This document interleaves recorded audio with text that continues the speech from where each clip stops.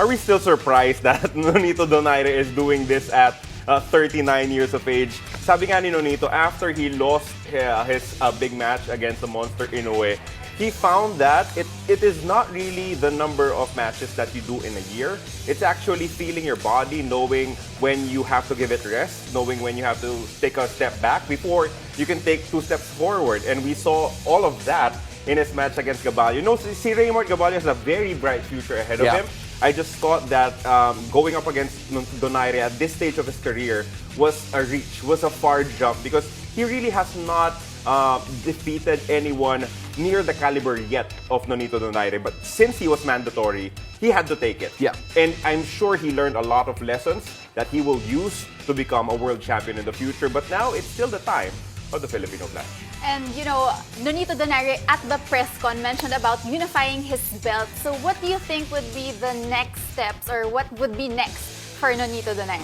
I would like for you to inject Nonito Donaire versus Naoya Inoue right into my veins. Oh, yeah. Because that will power me forever. Their first match was already a classic.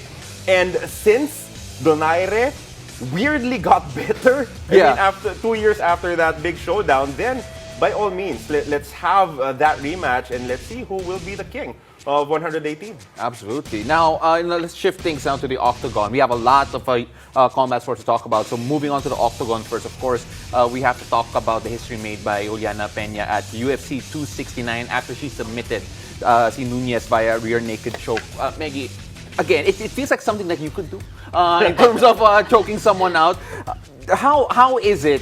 How impressive is it? Because it's such a massive upset looking at it. Pero just how impactful was it?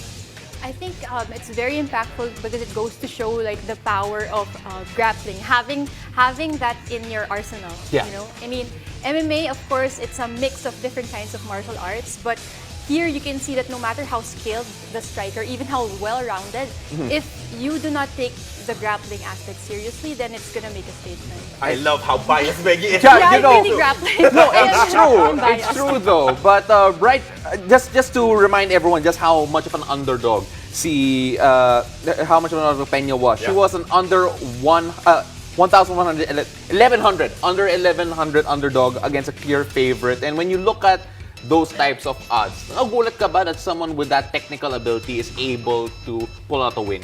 I think that when you're an athlete, sometimes it's just your day. You know, it's just your day, and sometimes it's not your day.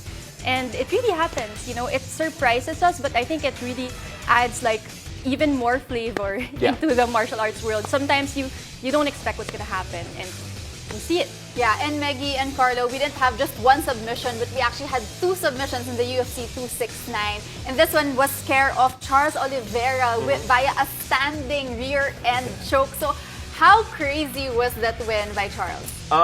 Not really surprised because I've been a huge Oliveira fan for a while now. But since everyone saw how Poirier defeated McGregor in those 2 matches, feeling nila dapat favorite na yung challenger. But again, as Meggie correctly said, I mean, grappling wins. It was grappling that ultimately gave him the win. Although he still had an opportunity to land great combinations there. But I don't think that was a huge surprise because of what happened in the women's showdown. I mean, Nunez was a huge favorite. Someone actually bet $300,000 to win $365.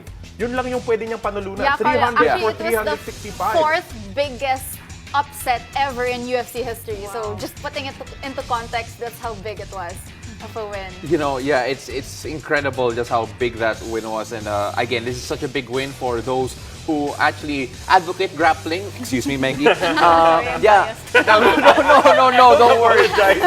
We're here for that. Oh, absolutely. Now, you know what? From looking back, we now look ahead to some exciting MMA action as our very own Team Lakay headlines the upcoming One Championship Winter Warriors 2. Let's watch this. One is ending an exciting 2021. The most star-studded team in Asian martial arts, Team Lakay. Oh, that was awesome! As Team Lakay storms back to action. One championship builds to an epic 2022 as they end the year with a bang. One championship, Winter Warriors 2, December 17, 8:30 p.m. on One Sports. course, there are a pair of exciting matchups at the top. Danny Kingad faces former champ Kairat Akhmetov in the main event. And of course, former bantamweight king Kevin Belengon goes up against Kwon Won Il in this one. So right now, if we can go wide, Meggie's chair actually went down and medyo na-emphasize yung na-emphasize yung height difference natin dito. If we can get a wide shot of this direct just to show. But then, Carlo. You know what? I'll stand up beside No, her. no, no, for yeah. things not to be awkward, I will level so you can see both. Level tayo. Already. Oo. Pero Carlo, looking at this matchup coming up, a lot of people are hoping for a clean sweep for Yeah. Team Lakay. Yeah. But it's very difficult right now given the field. Can you talk a bit about that? What's expected of Team Lakay this time around? It's been very tough for Team Lakay in the past couple of editions ng One Championship, and they've struggled to really put up wins together. And now they have a lot of athletes actually competing for this particular Winter Warriors 2 card. So kasama mo dyan, of course, big names. You have the debuting superstar Stephen Loman and everyone else. So everyone should be, excited for this matchup. Tapos nandyan pa yung anak ni Coach Mark Sangyao, di ba? He will be competing for the very first time. I'm sure Meggie is also very excited to see him in action. Yeah, so excited now. Her chair is fixed. It's back. It's back. And Meggie, we have 4 members from Team Lakay actually will be playing in this event. So are we expecting a sweep from the Filipinos here? I absolutely would like that sweep to happen. And I'm praying for that currently. And I do believe in Team Lakay. And I know that they have the skill, they have the heart. They just have to go out there and give it their best. Yeah, again, with the field that Carlo mentioned a while ago, it's going to be very tough to do that. And looking at how the field has been drawn here for Team Lakay, I know it's been a bit spotty in terms of the record as of late. Yeah, it's been very tough, as you mentioned. But then, what do you think that one win could spark things up here for Team Lakay? Just get them better as the days go by.